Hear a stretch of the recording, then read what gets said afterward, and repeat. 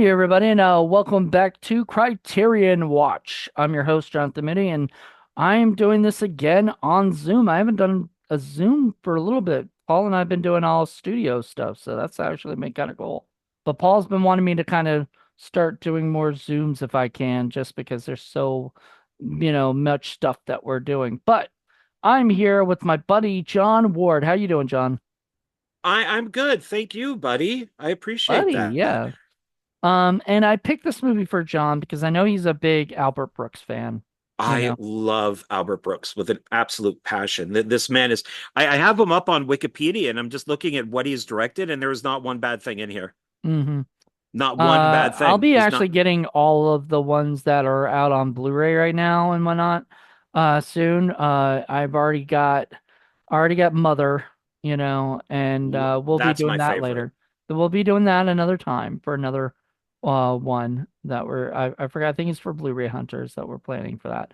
And then there's also uh I've got this and that, and I'm going to be buying Real Life this month. And then next month, I'm planning on buying Modern Romance and Lost in America.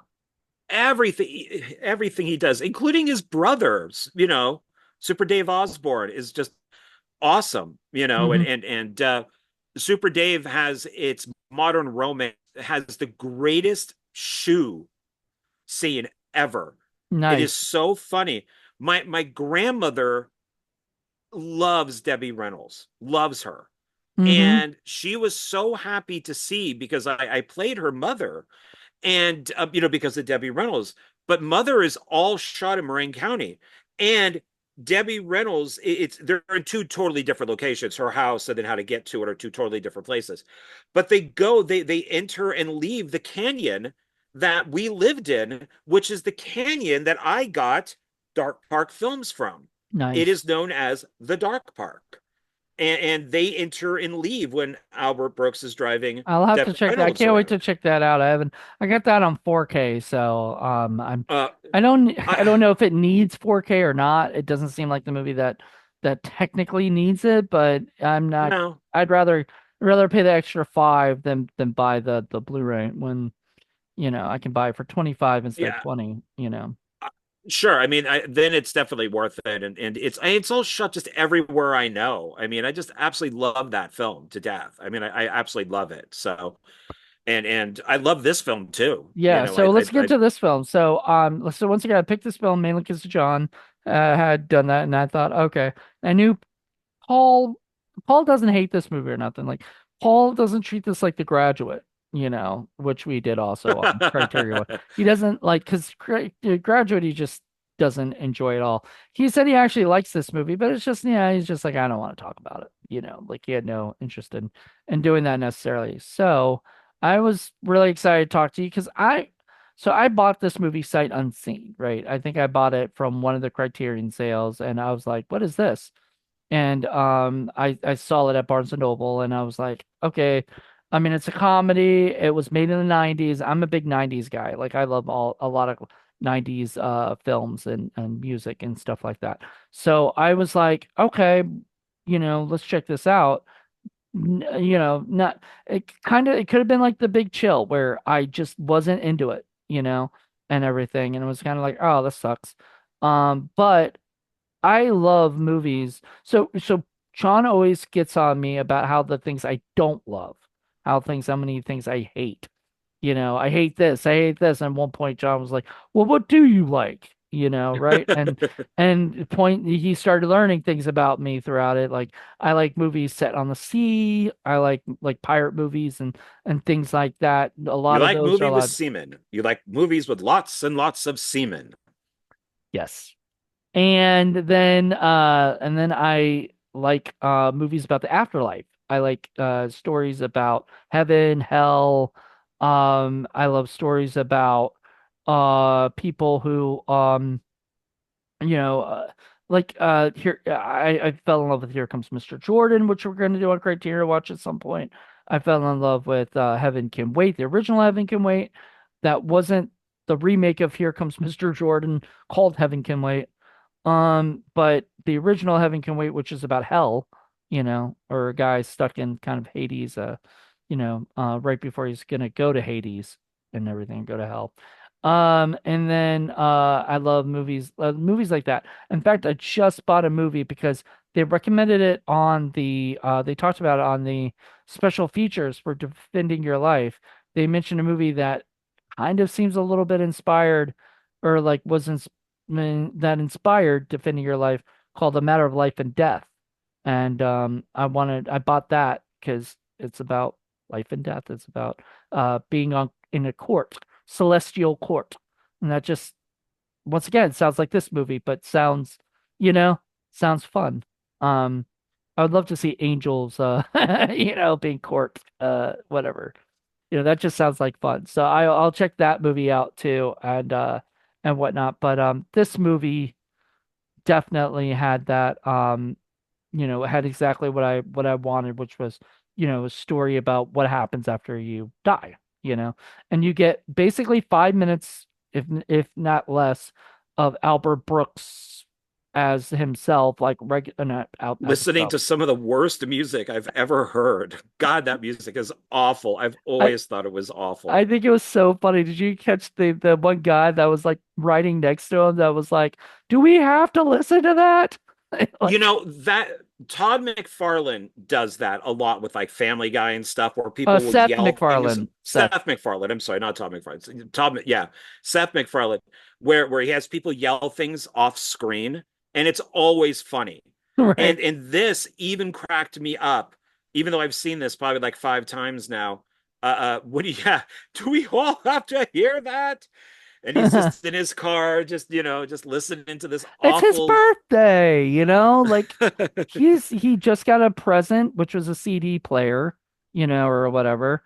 And then he got What a a new time car. capsule, He you got know. he got a new car that he didn't even know had CD players, in the car. He's like, "You wanted the one with the best radio, so we got you." Here's a CD player for. I think about it, if this was only made like a few years earlier, it would have been a cassette player. Right. But So, mm, and that's, it's yeah, and definitely a his time friend, capsule. well, his friend gives him like the long cassettes, like Mm, the CD, like boxes that you would buy when like, the cases are only like this, but the boxes are like that, so people won't steal them. And he goes out and the car guy goes, here's your car, which is the I think he got like a BMW, and it's this beautiful like four-door BMW hardtop and all that type of stuff. He's like, wow, that is amazing. And the guy's like, oh no, wait, that's your car. And he points to the two-door convertible that looks I kind of mean, crappy, and he's but it's still a like, good car. Like, I would be happy with it. well, yeah, but it's his Albert Brooks's response is great as well. You may not want to start with that car because now my car looks like a piece of shit. Yep. So, that's And what I love about Albert Brooks. And a lot of people like he plays this guy that's it's almost Larry David before Larry David, mm-hmm. and he's very relatable. And a lot of people don't know, but he started his career on Saturday Night Oh, Live. I know that. He was one of the writers, Mm-hmm. and he did the little mini movies that were shown in between the skits. Mm-hmm. And you can tell in these, it's basically these guys like Gary Shandling and all these other people, which I guess would kind of go into Larry David and others, that the people that are in their movies or even their TV shows, they're all friends. Mm-hmm. Like these are people that he probably went through comedy with. So when you see all these different actors, like I messaged you and went, oh, I forgot Buck Henry was in this, Mm-hmm. but and we mentioned The Graduate. Buck Henry was the He's screenwriter. also in Heaven Can Wait, the one with Warren Beatty. Yeah, He, he's he he's one of the writers and co-directors with Warren Beatty, right, and and he's also so he acts in it. He's the angel or whatever in it. So I think the angel makes the mistake.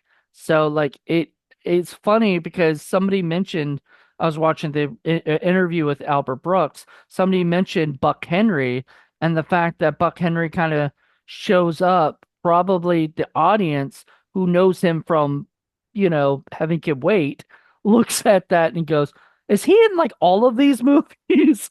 Like, and everything. And it wasn't meant to, I think it maybe a little bit, but I think Albert was just a fan of Buck Henry and just asked him I to be think in it. they all went through maybe Saturday Night Live. They all went through the comedy clubs. They all, toured together, performed together. They hit the parties together, like the 70s parties, Hmm. and they're all friends. And that a lot of these people you don't realize were friends. Right. And Buck Henry is one of those guys that you brought him on as a director, as an actor, as a writer. You give him like little He cameos. directed? I didn't know he directed. Yeah, because he was the co-director of Heaven Can Wait. He directed First Family. So yeah, he was also he's a writer and a director. Cool. Yeah, so it's you just you it's like kind of like watching Judd Apatow, that you see all of these people that are in his camp. And Hmm. then, like 20 years from now, people won't realize that these guys were all friends, Right. if from way back from like Freaks and Geeks and stuff. Yeah. And that even Actually, Adam from Sandler technically, was part of that stuff. yeah, even Heavyweights. Judd Apatow produced Heavyweights, and uh was it and met Kevin Feige, not Feige, what the fuck? Kevin Feige. What, how do you say his name? I think it's like The Feig. Yeah, the Feige, the yeah. director, Feige, yeah. director's good. Yeah. Jeez, I'm just like, whoa. Paul Feig. I don't know Paul why I said Feig, Kevin. yeah. Kevin. I was thinking Kevin Feige for whatever reason. I don't know why, because just the F, kind of sound. I don't know, whatever. Anyway, also I want to mention here, here's an interesting, thing. Did you know how Meryl Streep got this job? I don't, but I absolutely love her in this film. Right. Well, so Albert Brooks was at a party, right? And he was just at a party, celebrity party, hanging out, and Meryl Streep came up to him and started asking him, I'm guessing she knew who he was, right? And stuff, and said, what have you been up to lately? And he said, oh, I'm just working on this film right now. And she goes, do you have a part for me? And he goes, uh, maybe, whatever, right? Like, what do you say to that, right? You can't just say yes on the spot or whatever. And I think, or maybe you said, I'm not sure or something. But he went home and he thought about it and he said she would be perfect for the role, right? So he contacted the studio and he said, I talked to Meryl Streep and she wants to be in our film, and do you know what the studio's reaction to that was? Uh, no. Their reaction was, she wants to work with you. Uh, And he said yes. So they made the deal and she got the, right? And thank God she signed on to the movie. I mean, it was sort of the perfect role for her because as they discussed in the interview, she was sort of at that time the well, she was an A-list star, right? And she was also a just like what you imagined, like kind of the perfect person to be, you know? And that was the character she had to play, So when they see her pop up, first, they're like, ah, oh my God, Meryl Streep's in this movie, right? Like how exciting is that? yeah, because I'm trying to look up like what. For some reason Wikipedia does not list her films, or at least not in an easy way to get to, because I want to see. So this was uh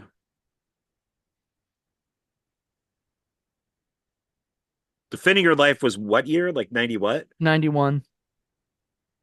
So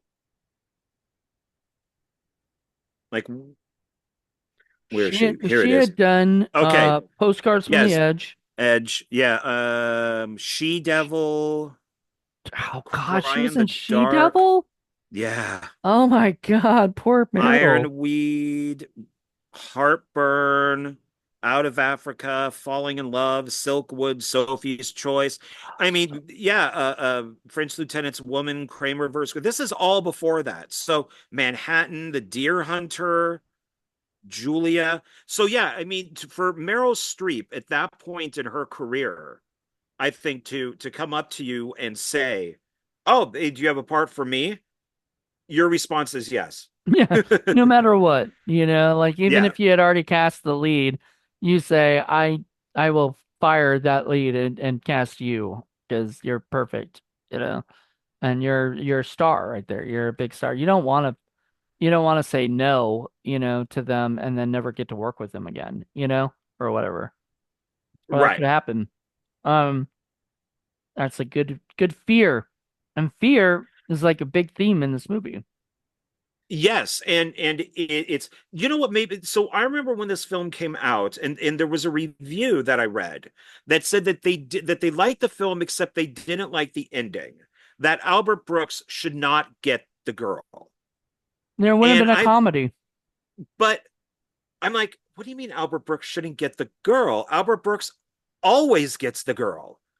Like what film does Albert Brooks But not get the girl what in? I'm saying is what I've been told before is that happy endings are for comedies. Sad endings are for dramas, right?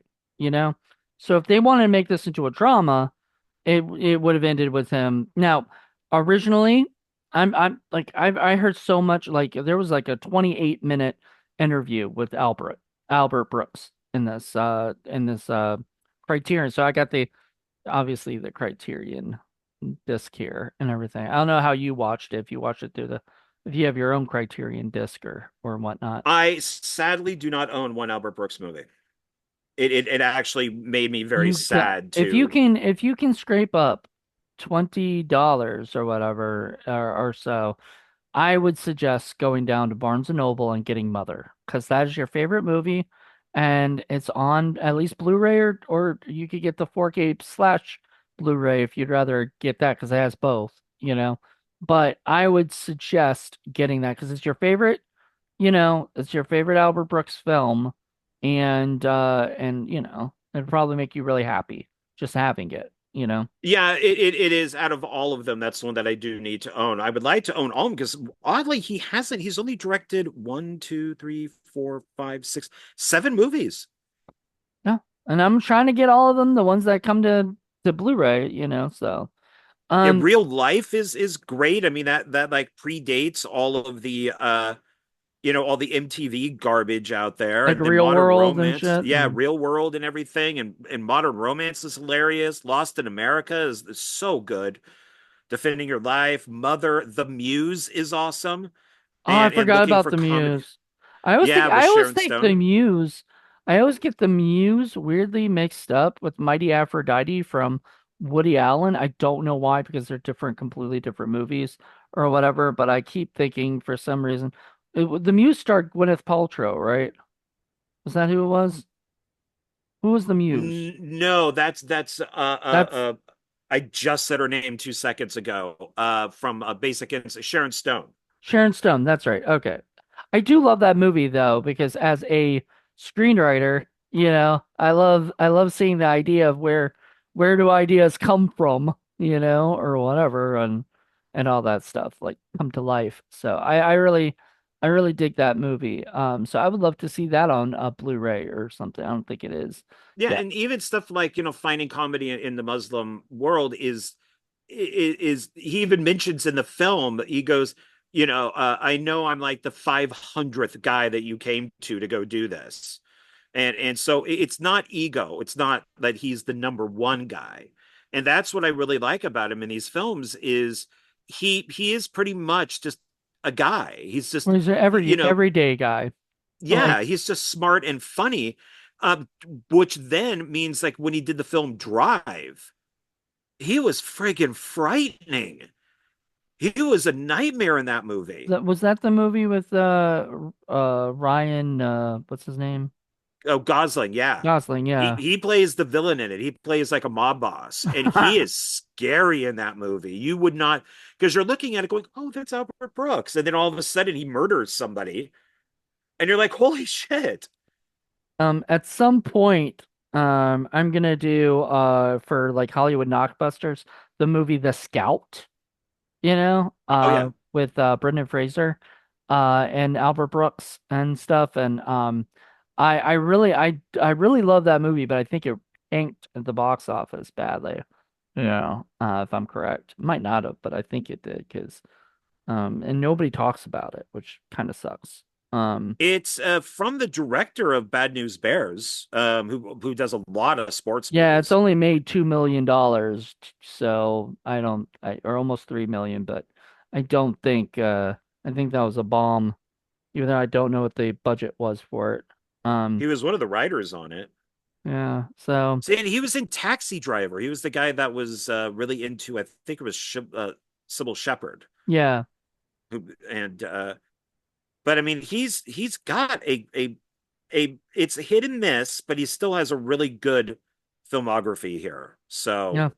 So Um, so to go back to sort of the story, so yeah, he's in the car and he is listening to his crappy Barbara Streisand music, that and stuff is so awful. and then he crashed. He sees something fall under like his folders or whatever, work Well, he folders has all the fall. CDs Oh, and the it's the CDs. boxes Okay. because they're all cardboard boxes. They all fall into the floor. So he leans down to pick them up, and then the car veers into the other lane, and he can hear something honking, and he looks up and it's a bus, and Mm. he goes ah, and then that cuts to him in the wheelchair in heaven, or In Judgment City. like the Judgment City, where he's being judged to see if he should move forward or go back, I which love it.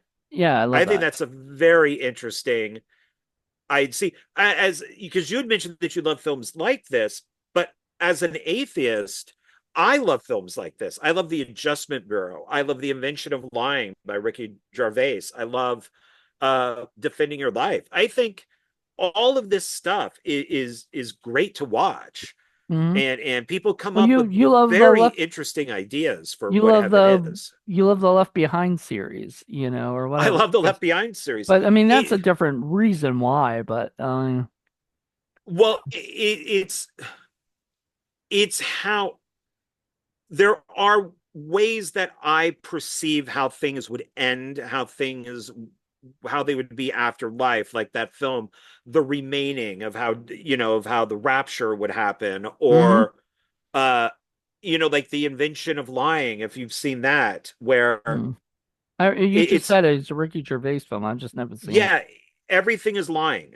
So like if there's a bank, it's not like Great Western, it just says we'll steal your money, and everything is literally what it is. And so his mother is about to die, and he is just like in tears. And to make her feel better, he makes up this place. You you'll have everything you want. It's in the clouds. He basically describes heaven to her. And somebody hears it, and then another person hears it, and then another person hears it. And they all start to believe it. And he pretty much becomes like Moses, Hmm. where he gets messages from this guy in the sky to give other people. And it's very interesting of how Ricky Gervais, who is an atheist, that he creates heaven. And then people believe it, but it's just like he's like, I'm lying to these people. This place doesn't exist. Hmm. But they all want it to exist because they want something, Right. afterwards. And that's what I really love about, Defending Your Life, is it gives you that in between place of, The because it makes you think a little bit, like, how many times, if we go off the film, how many times have you come back to Earth? hmm How many times have I come Well, back that's to Earth? actually a thing I'm going to bring up at some point, but we'll talk about that. I have a whole. I told you before I had like a whole bunch of Oh, questions and please, I'm topics. talking a lot, so please Well, go, please.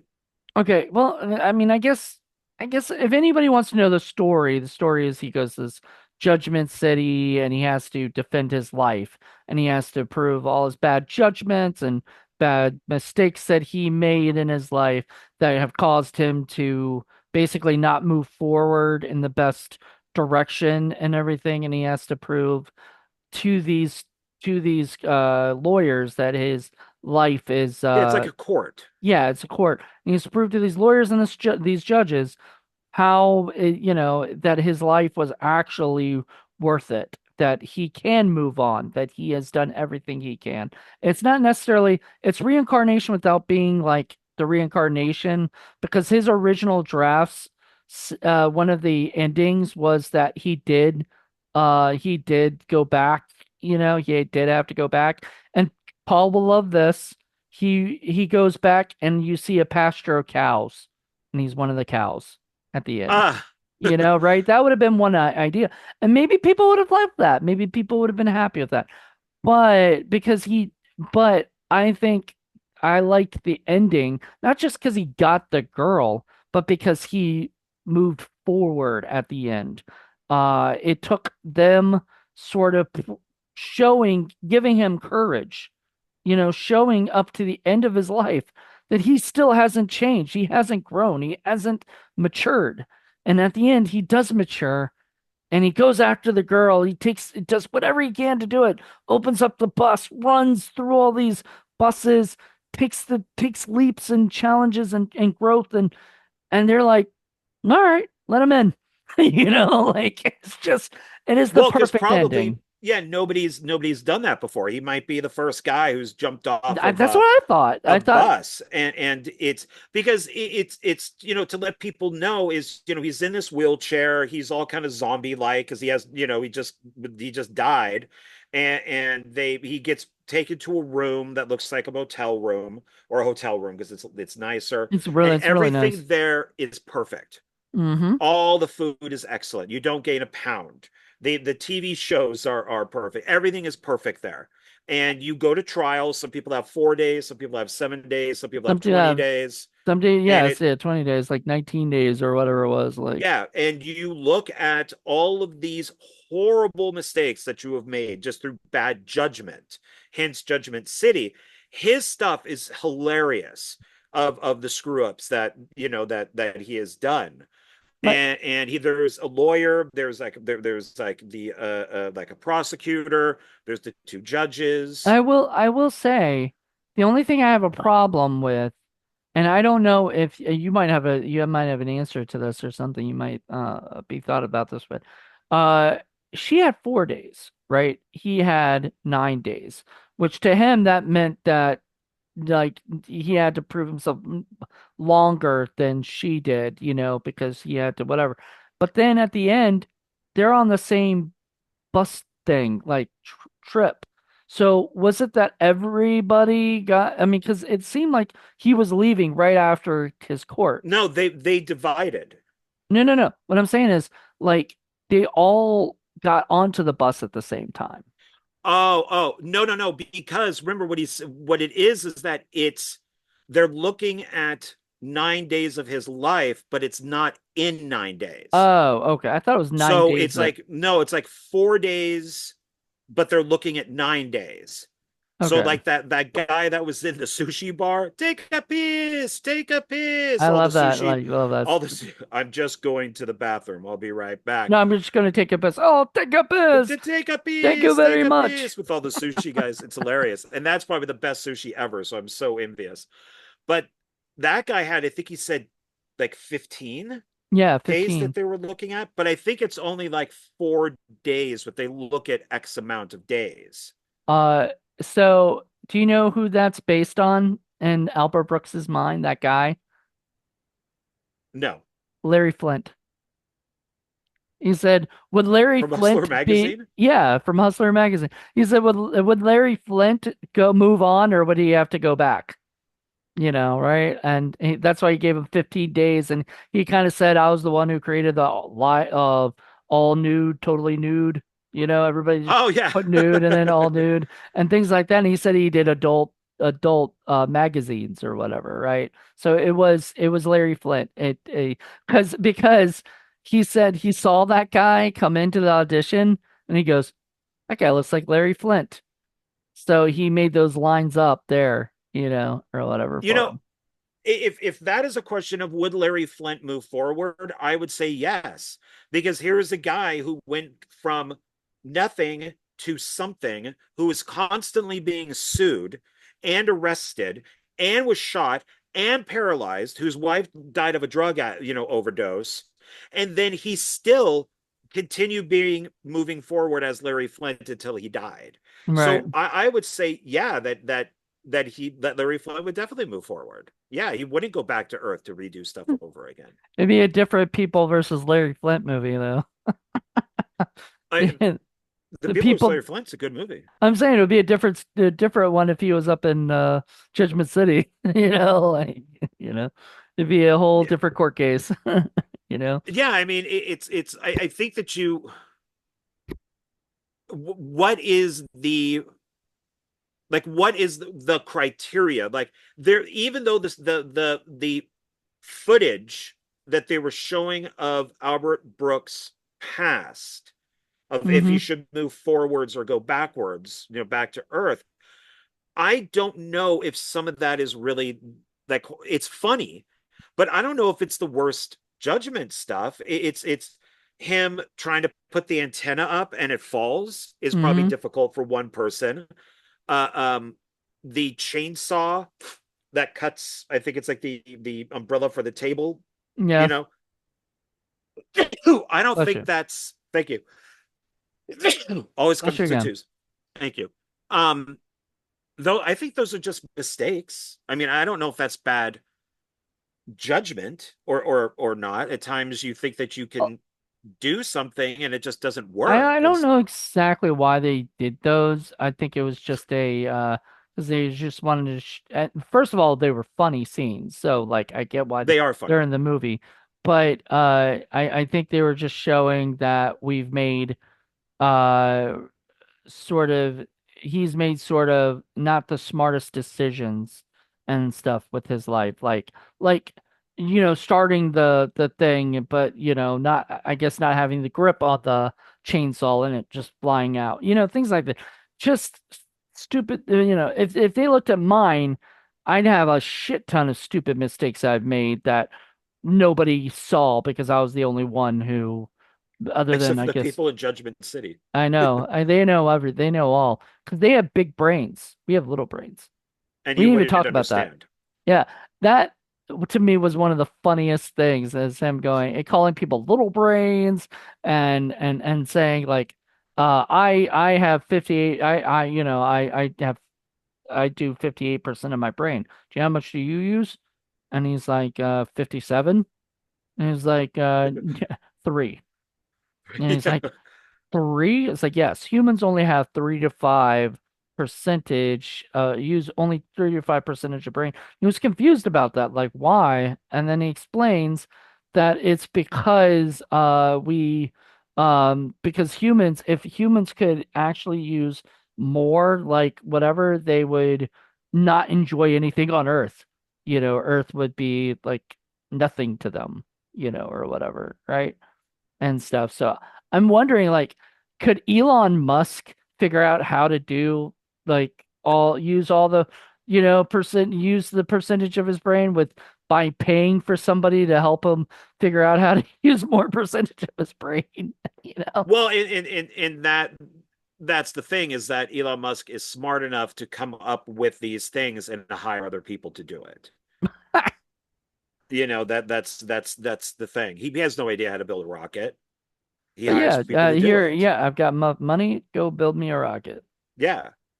So it's and also what I like is that if you look at the people that are in Judgment City that work there, the residents that are there, Uh-huh. they're not all beautiful.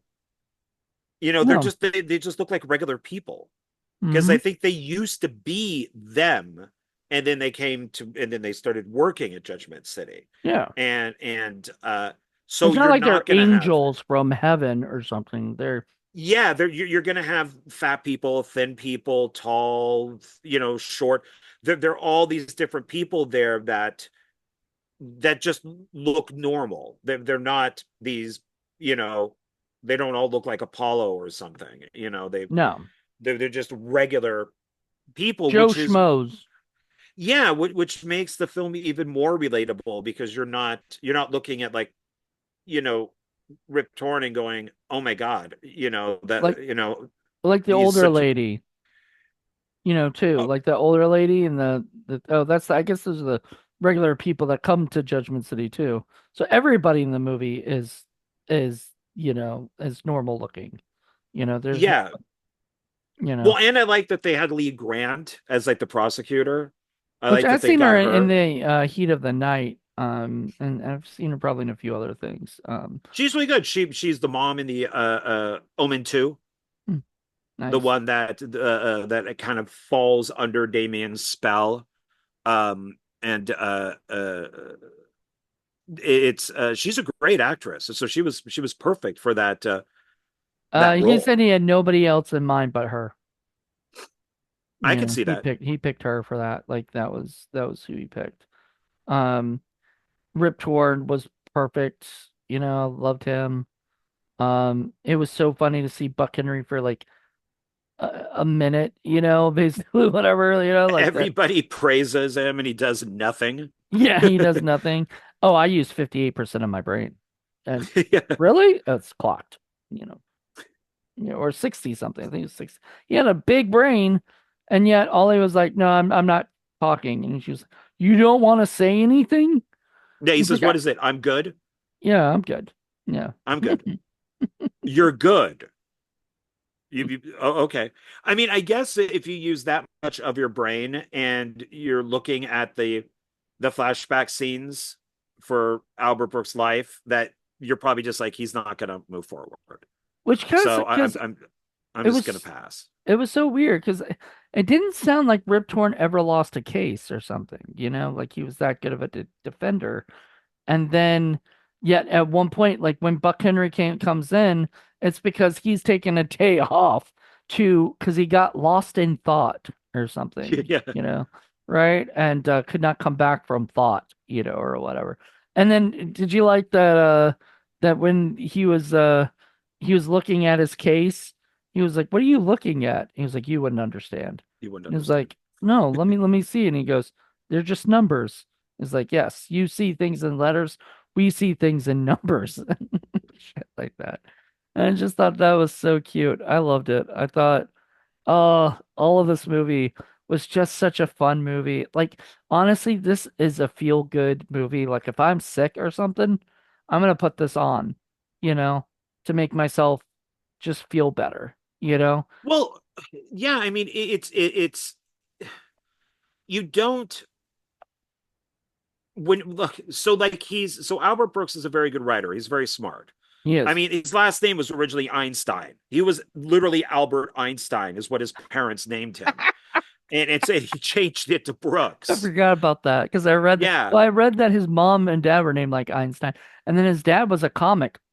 It's really funny. So listening to this interview with Albert Brooks, the interviewer asked him like, "Was this planned?" So and he said it was not. So here's the thing though, the scene where they go to the comedy club, right? And the guy says, you know, what was it? Hey, what are you up to? Or something like to Albert. He was like, being dead like you are up on stage. Oh, he goes, how did you die? And he goes, like you on stage.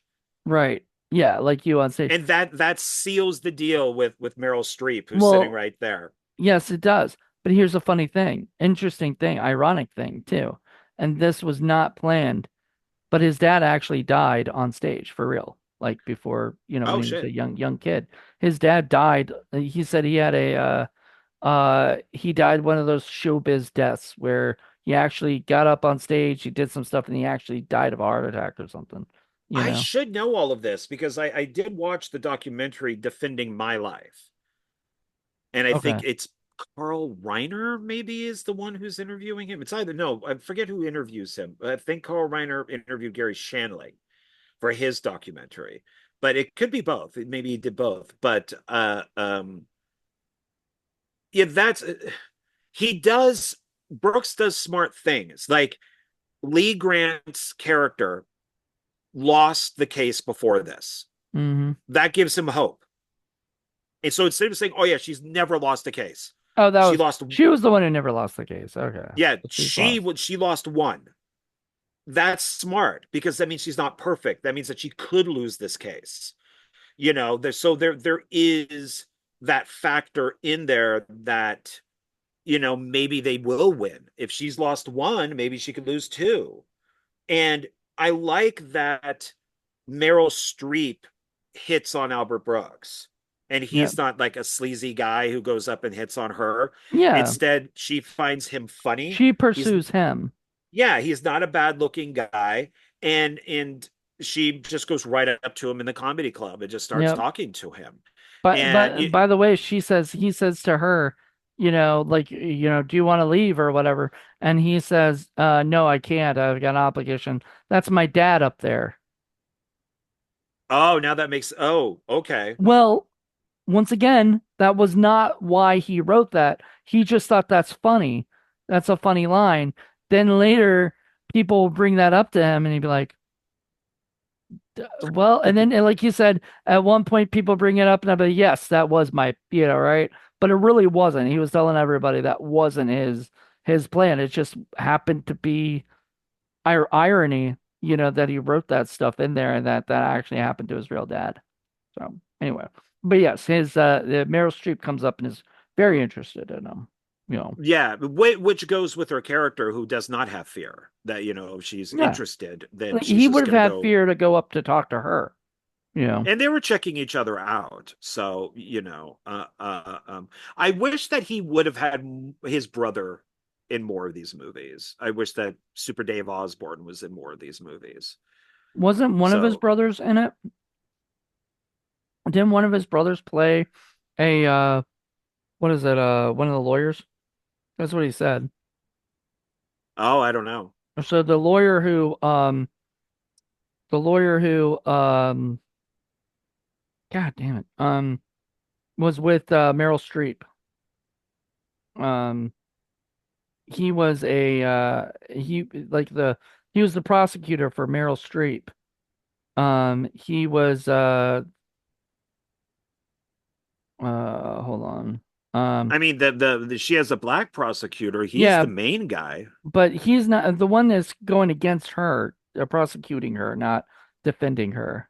Um, that was supposedly, Oh, just one. Oh, like when Albert Brooks goes into her judgment, and yeah, and he sees the two lawyers that they're like, you know, sorry, I just had to watch that again. And she's yeah, taking her kids out of the burning building and then going back to rescue the cat. right. I think that was one of his brothers or something. So, or somebody related to him or something like that, if I'm correct. I could be completely wrong, but that's what I remember hearing, or from uh the thing. So there's a lot of really big names in this movie. Good God, where's everybody? Because I'm trying to find the lawyer. The lawyer had a Sam, right? Was the lawyer. Um, Sam was the lawyer, her lawyer. And sorry everybody, this is some wonderful things to say. Um, I don't know. Anyway, also Shirley Oh, Mc what? Go yeah, ahead. Shirley MacLaine. Yeah. We were Is going to in say it. it at the same time, which is great how everybody in there watching her as the hologram for the past lives pavilion was just like, oh my God, look who it Well, is. once again, that was actually not in the original. You would not have seen that in the theater.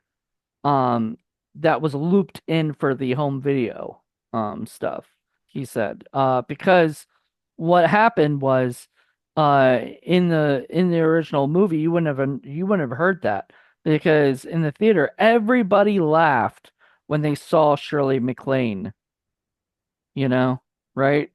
Because she was so much known for all the life after life, your afterlife stuff, and things like that, Oh movies yeah, yeah. and books and stuff like that. That everybody laughed when she came on to the past life pavilion and stuff like that. So she was his number one pick, I think, or number two pick, something like that. That was like somebody he wanted really badly to have in that thing. So it was perfect for her, to be the And yeah. my my favorite part of the past lives pavilion is the bald guy who's like a, he could be a trucker, probably conservative, and it's his past life was just the little British girl brushing the doll's hair. And the mother calls her. She goes, "I'll be right there, mummy." And he's like, "What Mumsy, is this, Mumsy. Mumsy? Yeah, what is this? What the hell is this? What's He's going like, on?" he did not seem too happy. And then No. the old lady sees the Osuma wrestler. She goes, Yeah, and like, she screams. Yeah, it's, when he like does the sumo wrestler yell, and then of course Meryl Streep's character is like Prince Valiant, yeah. and Albert Brooks is Which the makes me native, like the wonder, Zulu like, running from the lion. I'm wondering, because she had like past lives or whatever. She couldn't figure this out before with being Prince fucking Valiant, how to move on, you know? Um, it would Guess be Prince like, Valiant had made some mistakes, some bad mistakes. apparently. So is there really is Prince Valiant a real thing? I thought that was just in like movies or something. I don't think she says Prince Valiant, but he looks like Prince No, she Valiant. says I was Prince Valiant. Oh, does she? Okay, Yeah, she that's says all in the right. My movie. my grandmother thinks that she was Cleopatra in a previous life, so She could have been. she could have been. You never know. But It's but it's more likely. It's funny that Meryl Streep is Prince Valiant, but yet Albert Brooks is a Zulu warrior running from a lion. It's like that's probably more common in somebody's afterlife. Why all these people think, oh, I was Napoleon, I was Cleopatra, I was George Washington, I was really maybe you were Cleopatra's guy down the hall, that opened the door for her. Maybe that's who you were. But why mm, does everybody thinks that they're all somebody famous? You, you yeah, know, you couldn't just be some. I don't know. If you were somebody on the Titanic, you were the captain. No, maybe you're just some guy who delivered food. right. No, Yeah. I wonder about because reincarnation has always sort of fascinated me. The idea of coming back, like there is no in like certain beliefs, like was it Hindu or some beliefs or some, reincarnation is the thing. Like you die and then you get reincarnated as a tree or something. And then you die from a tree, you get reincarnated as a dog, you know, human, whatever. It doesn't matter, but you get reincarnated as something, right? And everything. And so I wonder, and then you don't know it, right? You never knew you were a tree at one point in your life before you survived 50 more, 60, 80, 100 more years of being human or whatever. Then you move on and you figure whatever else out.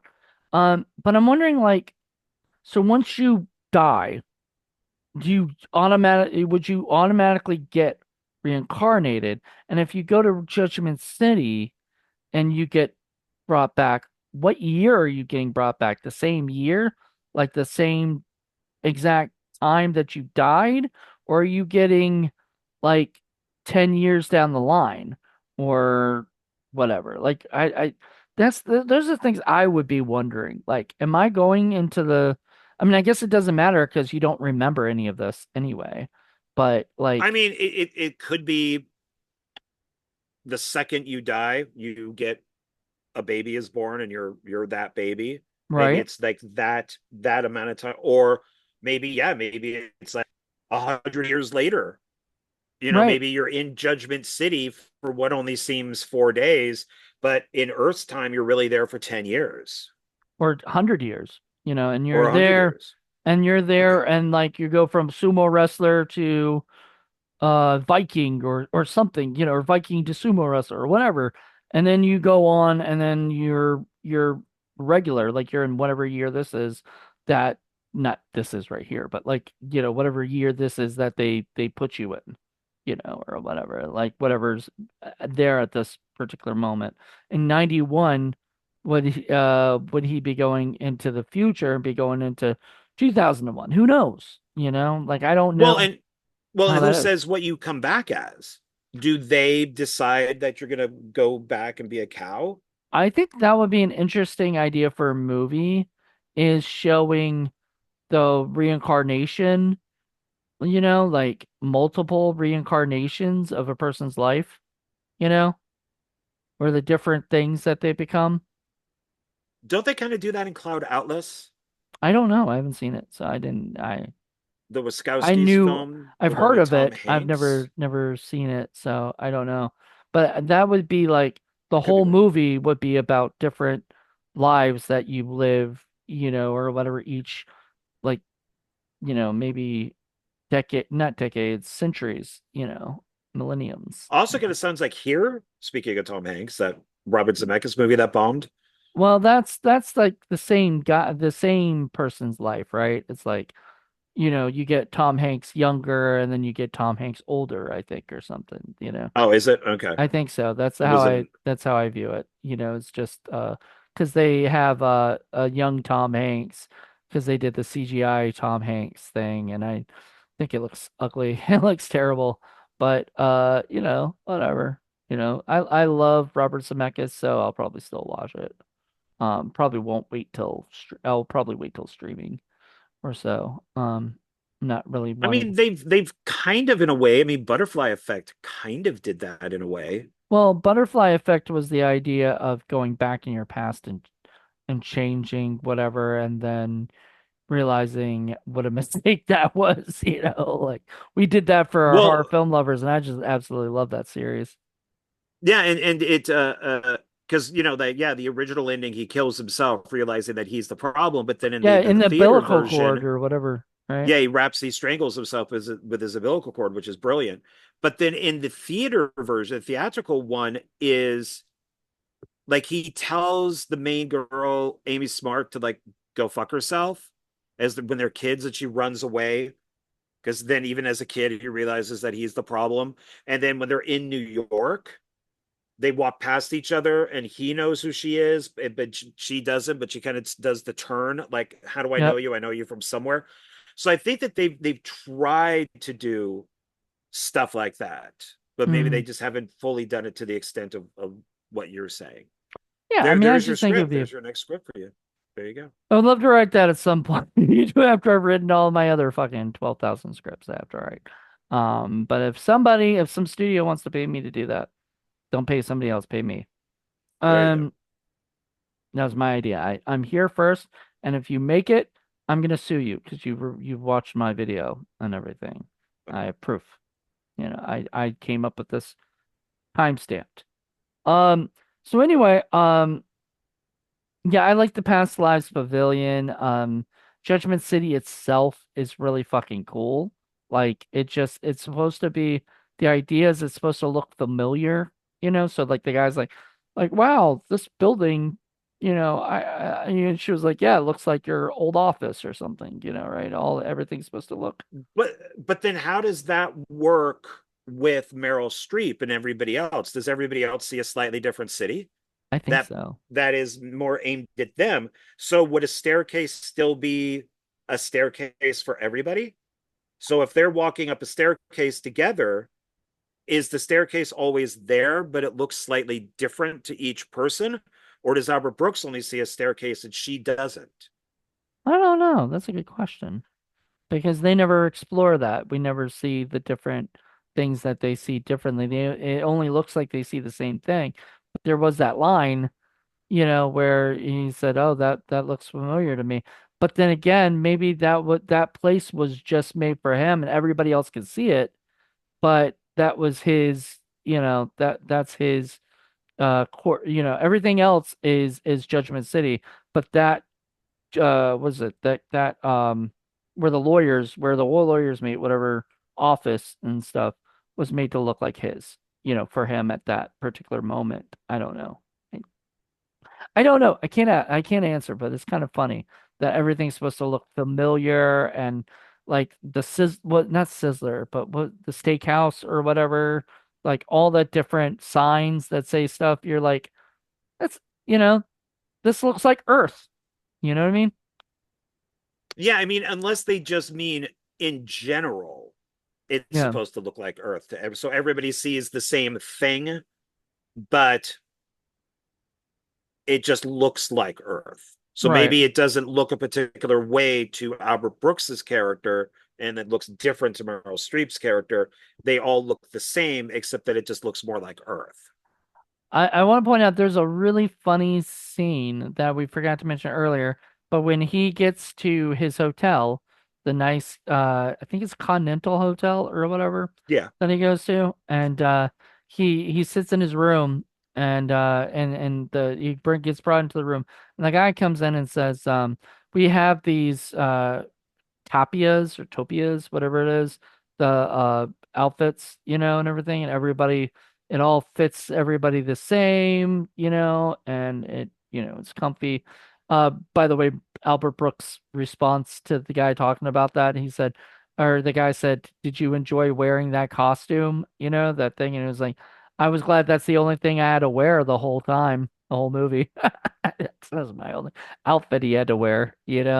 And so then and then the guy says, I'll leave you to nap, or whatever, right? Because he's asking him if he's tired or if he wants to take a shower, and he can't say anything because he can't move his mouth. I mean, he's still so tired, and he's like, "Oh, you're tired. Okay, I'll let you nap."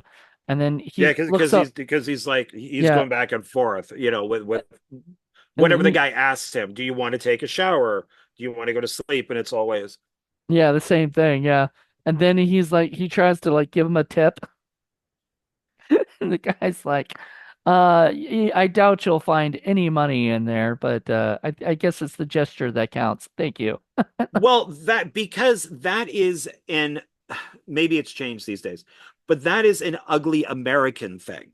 Like in the Roman Polanski film Frantic with Harrison Ford, his wife disappears. And so he goes to find her and he goes to a gym. And one of the guys that works at the hotel is there. And he gives Harrison Ford information, and Hmm. Harrison Ford pulls out of his pocket money to give him like a tip for the information.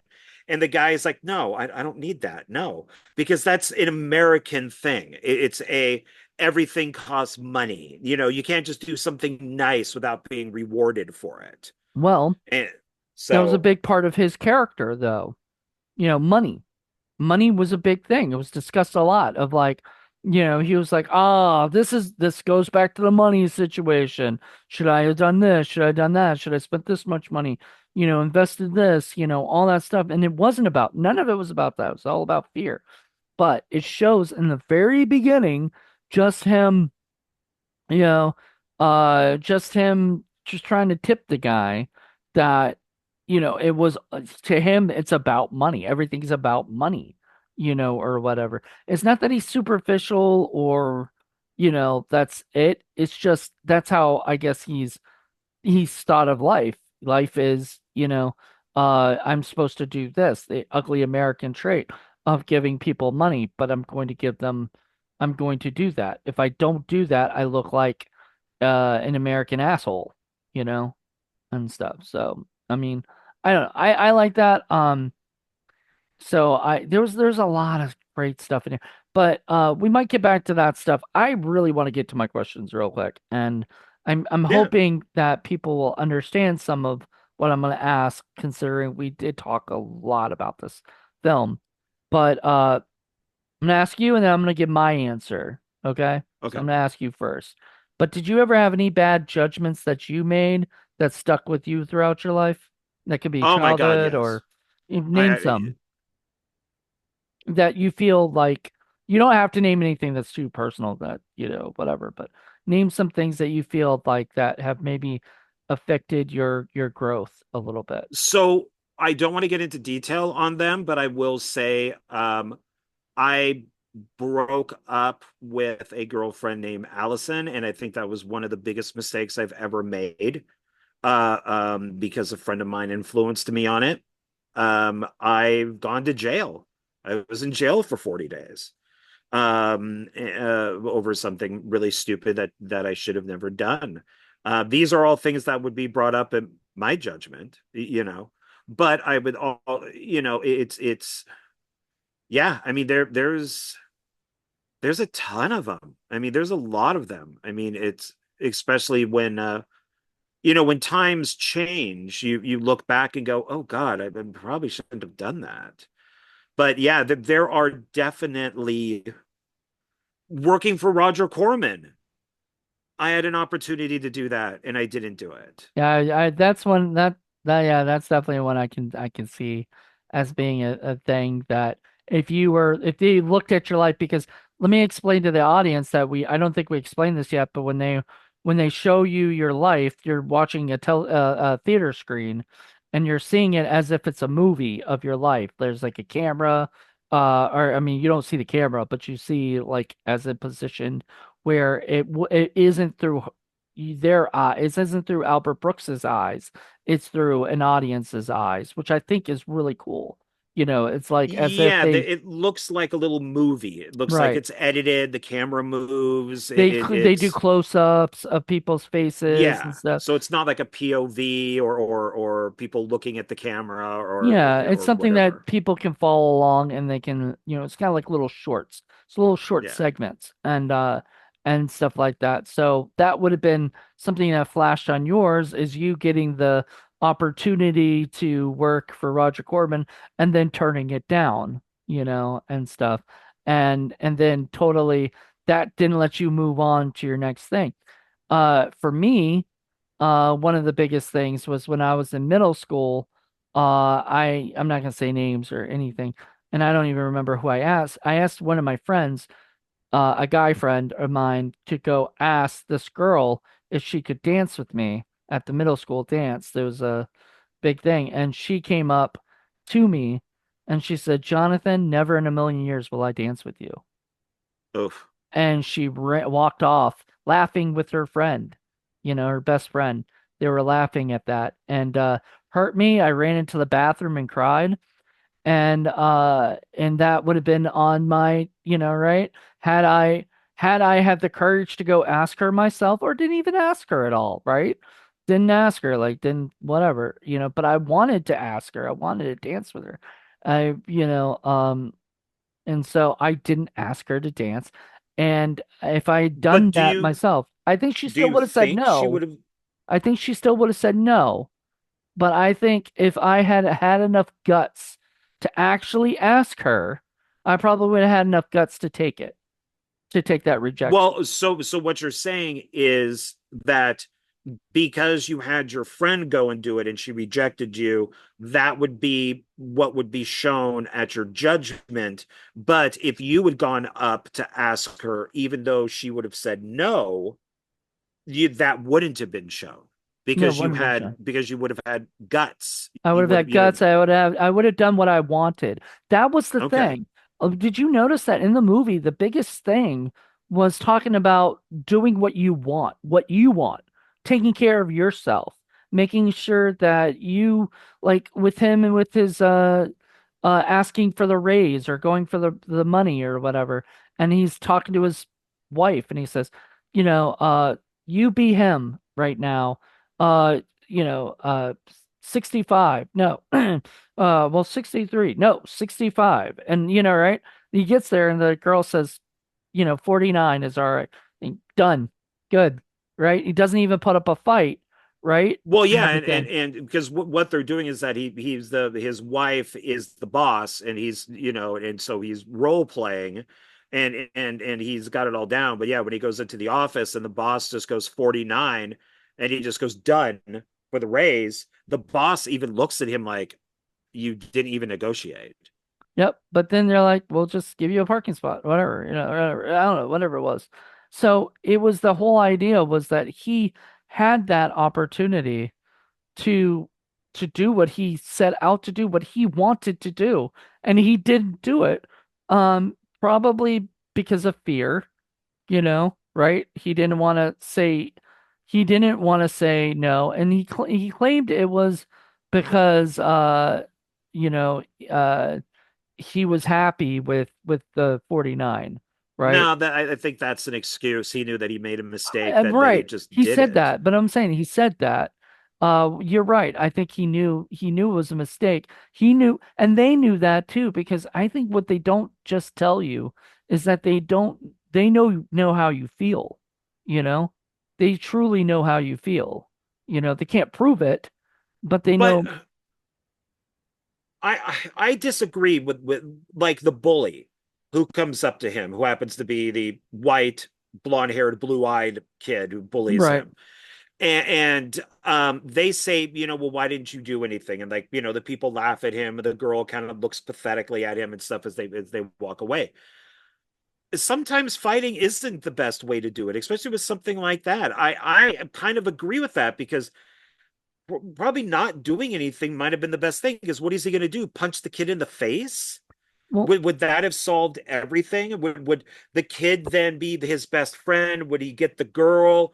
Would I mean? no, they So probably would have gotten violence into more is the fights. solution in this? And it's funny because I had a situation where I was walking to the video store that I go to that I used to have this like before land developing and they made all this more houses in the neighborhood and everything. There used to be like a path where you would go down and you would go through this like nice little area and you would walk and everything. And this kid, this bully of mine who came up with his brother, right? And me and my friends were walking. Uh they wanted to fight us, or whatever little the bully wanted to fight me and stuff. And then I ran instead of fighting. Now, I was a karate kid. I knew karate. Like there was no reason for me to not try to defend myself if I didn't want to. I just didn't I felt like if I fought myself, I wouldn't be just fighting him, I'd be fighting his brother after that. And I'd be, you know, like I'd be getting my ass kicked. And why get your ass kicked when you have this opportunity to run? Sadly, when I ran, one of my friends, got his ass kicked for me, because I ran, you know, and stuff. So, Yeah, I mean, I guess it matters the situation, because I am being a tad bit of a hypocrite. I sixth grade, guy named Billy would push me downstairs. And I told him, don't do that. And he kept doing it. And then one day we walked past each other, and there was the longest flight of stairs. And he walked past me, and I just went, and he just went all the way down this set of stairs. And he never touched me again. So that, I guess it depends on the circumstances and what you're under. I don't think within the movie, I don't think Albert Brooks is a little kid. I don't think him punching the kid in the face, even though the kid was like, defend yourself, do something, right. and he He's like, yeah, doesn't. he doesn't do anything. And then he like rips his project or something and says, come on over. I'll glue it. I'll help you glue it back together. Yeah, Being like a little, pansy. Yeah, I yeah. mean it's Um, but should he have fought the kid? And I love that the guy said he showed restraint. You know, he showed restraint. He could have punched the kid. He could have gotten, he would have gotten in trouble if he like gave the kid a black eye. He would have been the one who got in trouble. I wrote a script that had a scene where a kid gets bullied, sticks up for himself, and then he gets thrown into the principal's office, and parents get called, right? And the was it the and parents get called, and the principal is like, "Your son is a bully," and the parents just laugh because, like, what? My son is not a bully. What he protected himself, he defended himself, and whatever, right? He's not a bully, right? So, but it got him into more trouble with the bully, you know, because of that. I mean, in Yeah, in some cases, that's I mean, if you're in jail, they say you pick you find the biggest guy and fucking deck him, right. and then that way, nobody You will say bug that. you. I would But love to see a scene in a movie where a guy does that and then it doesn't work out that way. All of a sudden the biggest guy's now your worst enemy and you do not want to fuck with them anymore. You know? Like I would love to see that, but I don't think they ever show that, hey, you but know. remember, you mentioned karate. So remember at the end of the Karate Kid, when Daniel kicks Johnny's ass, he That he was always, I told you comes this. up and gives him the handshake, and and gives him the trophy. And, I You're respect you, okay. man. No, Yeah, he I goes, like. "You're okay, LaRusso." That's Yeah, see. bullshit. That is bullshit. That So that that's all fucking you got to do is kick the bully's ass, and with one illegal kick. That's it. Oh, you say it is. Well, what other questions do you have? You have Okay, more so than just the that's one, right? so that was it. But here's an ending to my story with me hiding in the bathroom crying basically and shit. That was so sad.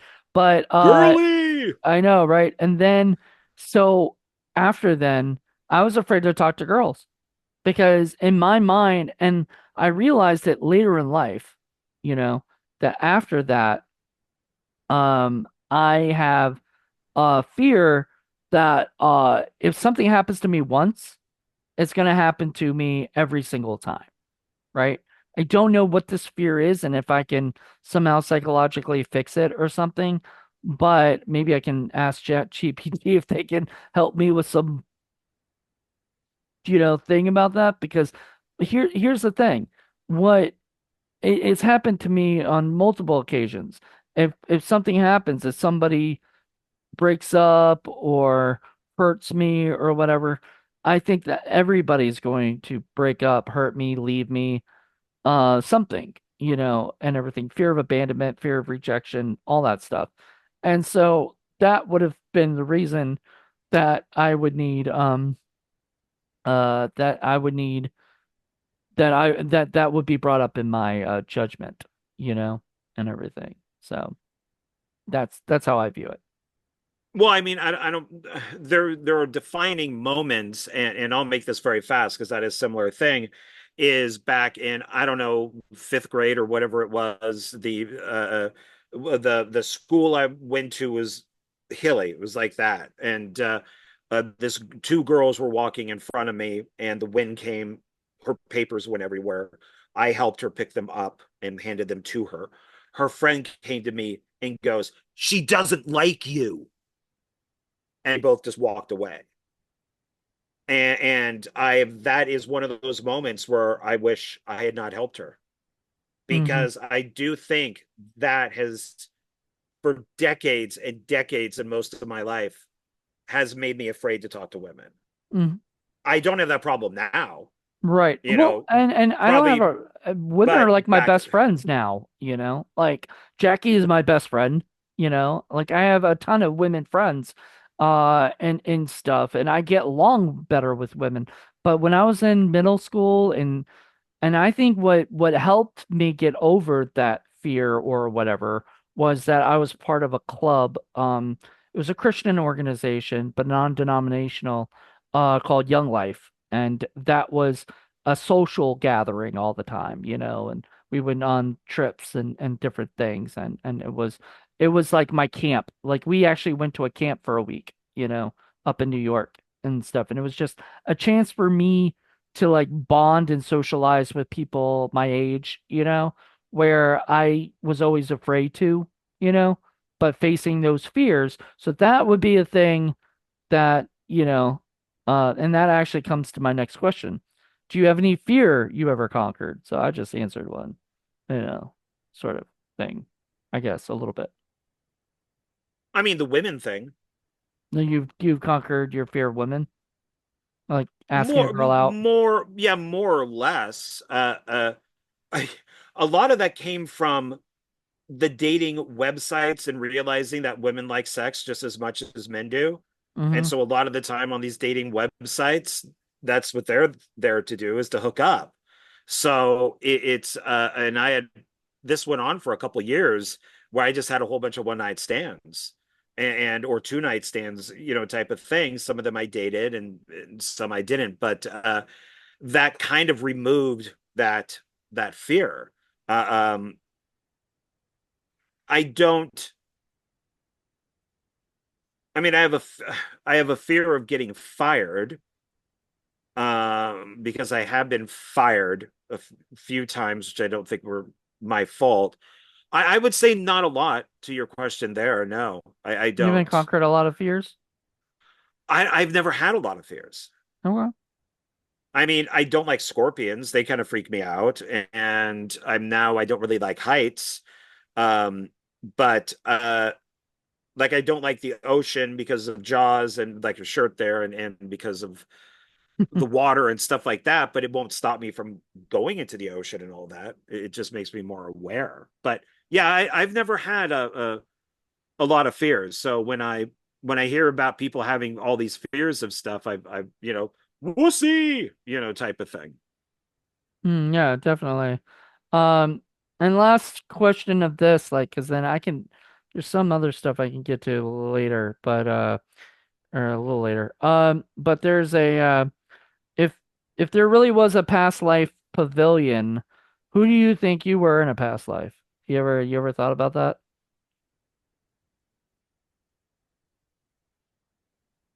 That's Um, a deep thought right there. yeah, I don't know except from my own life, I would probably say that I was a leader Mm-hmm. of in something, or at least in a high position. So I Right. don't know. So like I wouldn't be Napoleon, but I would probably be right there, right there with him. You know,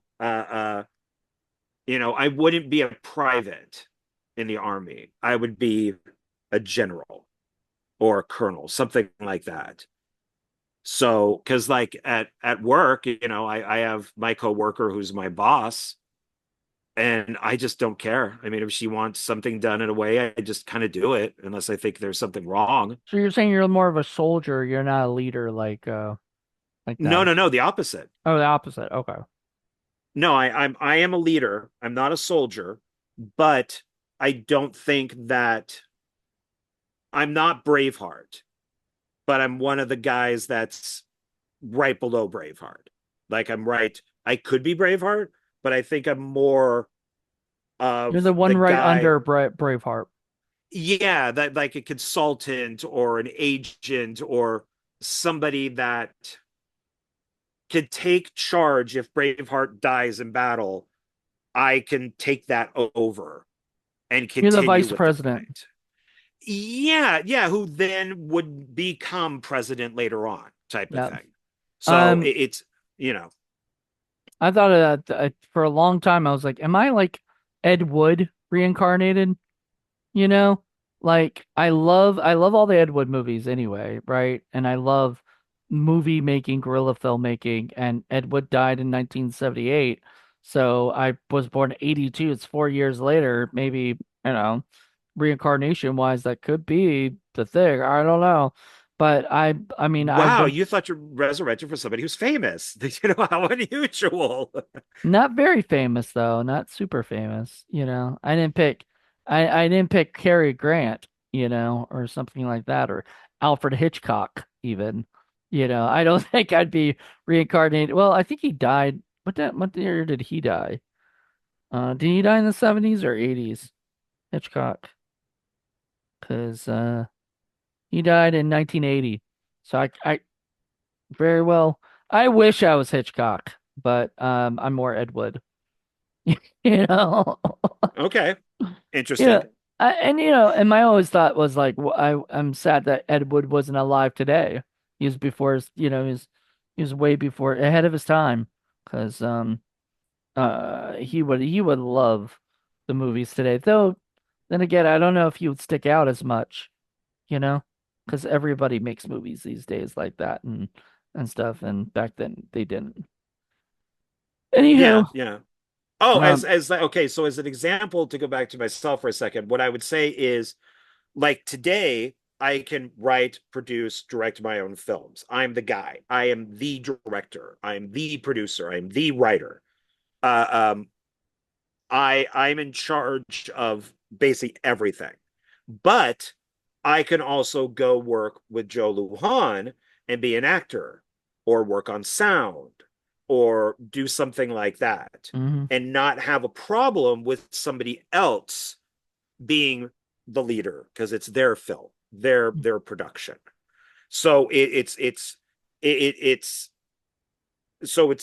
it's being a leader, but also being a not I don't it's not a follower. It's being a companion, I guess, to the leader Yeah. of like that production type of thing. You know. All right. So we've already all right, we got that done. Um so now I just want to talk more about like real quick before we probably wrap this up in a little bit. I do want to talk a little bit about like sort of the philosophical thoughts, that go through this movie. There's a lot, and we've touched on a few, and stuff. Especially with the court, which they tried to keep calling it not a trial. I don't know why. Did they not want to make it so anxiety ridden for him or something? Like we're not calling it a trial. Don't think of it as a trial. Think of it as just defending yourself, or As a whatever. judgment. Think of it as being judged. Judged. Yeah, Well, judge sounds worse, I guess. Yeah. yeah, Meryl Streep says you call your lawyer, and he's like, well, what do you call yours? And I'll make up a name. It I was call Sam. mine Sam. I was about to say Sam. Uh, um, so it's for me. What I find interesting is that there is no religion in this. Albert Brooks is Jewish. There is no Judaism in this movie at all. There is no Christianity in this movie at all. There is no Hinduism in this movie at all. And it was saying like It's everybody's equal. yeah, you could be any religion and watch this movie and still relate to it, Hmm. because there is nothing in this. There's no flashbacks, there's nothing on the wall. They never discuss um like God is never really brought up or anything. Except as a joke. There is one line in the movie where they said she has she lost her case, and he goes, well, there is a God, as a Yeah. sarcastic, thing, which meant that like he was saying it as sarcasm because that's what the humans, on Earth say, is that there's a God, but everybody else in Judgment City and whatnot know that in this universe that that he created, there is no God. It's not God. It's only human and human behavior, right? So if you do something, you're going to be judged for what you did, not because God helped you do it or because God did it for you or did a miracle for you and helped you. You know what I mean? You are going to be judged for whatever you did personally, including what he did with Ethan Embry. Remember Ethan Embry, who was in Empire Records and a bunch of other movies. And when he's in the movie as Steve, the friend of his who lost his supplies, and the Oh yeah. teacher asks, he gives him his supplies. That is one of the greatest scenes in the movie because he uses the his defender uses that as a chance to show him how great he is as a person, showing that he gave his supplies to the guy. He was a hero, right? For everybody to see. And then the other lawyer's like, yeah, but let's take it to that later that afternoon where he completely ruins what he did by blaming it all on Steve. Well, You and know, and to me, that's which is hilarious because he just completely throws his friend under the bus, right, and that to me is more of a bad decision to be judged on than, let's say, you're brushing your teeth like he is, and then he accidentally uses Prel. yeah, To me that's just stupid behavior. It's like, right, why is your shampoo sitting right there? right, But that to me is what they, I think, should have been looking more at, are things like that. Like, you know did you rob a store and then place the gun in your friend's jacket so that he went to jail instead of you? right. That seems to be a I lot more severe than just using a chainsaw to cut an umbrella in half. and I really did like that Albert Brooks's character, as you said earlier, was sort of like the everyday person. He wasn't this handsome guy who got everything handed to him. He had to work for it. He um, he made a lot of mistakes, but like those weren't, he kept calling them, he kept going back to, oh, this is about money. And the woman's like, lawyer's like, no, it's not about money, it's about fear. Everything you do is about fear. And everything we do as humans, can have some sort of basis in fear, you know? Did we not like somebody because of some kind of fear, right? Fear that maybe we're kind of similar to those people, or fear that we don't like the person because we have fear that they might be better at something than we are, like we always have somewhat of some fear going on in our lives that sometimes we don't even realize it, we don't even realize their fear, you know? But that's our nature, the fight or flight. It's easier to destroy than study. Hmm. It's easier to, you know, look at something like Day the Earth Stood Still, the original, and the Martian comes out and he has a thing that looks like a Swiss Army knife and he opens it and all those little things pop out. And the one soldier is so scared that he shoots the alien, Hmm. and what the alien experiences from, or Martian experiences from all this at the very end of the movie, he takes that Swiss Army knife device and he's basically in a G way, I guess, is saying, "Fuck you guys, you don't deserve this. You tried to kill me. Hmm. You didn't want to talk to me. You didn't want to, learn anything. You just wanted to kill me." And he gets back on his ship and leaves. And what he was offering was the cure for all diseases. That's humans. That's what we do. And instead of welcoming aliens, we shoot them out of the sky. That's Wasn't just that what we also do. like Independence Day? Like they didn't even talk to the aliens, but I guess aliens attacked first. So, Yeah, oh yeah, that was an invasion. That was a that was, total invasion from the yeah. from the aliens. But it's uh any chance that we have to destroy something, we will. And that will be the end of humans. So it's kind of funny that with Judgment City and these, lawyers and stuff, where Lee Grant is like, well, it's not about money, it's about fear. But if God is playing a thing into this, God has put fear into our brains more than anything else. Hmm. So why are we being judged on something that God put in our brains? We're That's just Well, a I second. mean, in It's this one of movie our I second. don't think there is a God. In this movie there's no God. It's just that, you know, just smarter people that have evolved, from, So are they aliens? no, they're Is humans. this? They're humans. But Rip Remember Torn, they is he an said, alien? he's a human. He talked about how he was, Albert, he was like Albert Brooks, Right.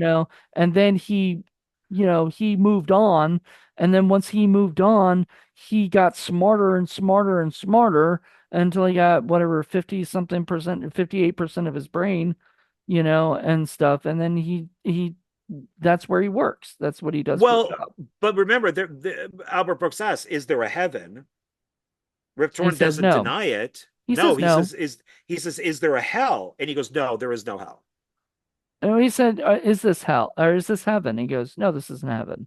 And then he goes, "Is this hell?" And he goes, he's like, "There is no hell." But Los Angeles is getting close from what I hear. Now, that is something I wanted to bring up, and I'm glad that you brought that up because I forgot. I love that Los Angeles is always portrayed as hell. Even in Constantine, you know, LA, when what's his face, John Keanu Wick, Reeves? Oh, Keanu Reeves, he puts on the suit, like, he's in the chair, which by the way, he's been in 3 movies where he sits in a chair to go to some sort of alternate world. yeah. Johnny Mnemonic, The Matrix, and Constantine. And when he sits in this chair and he goes to hell, it's LA. So I love how LA is always portrayed as hell.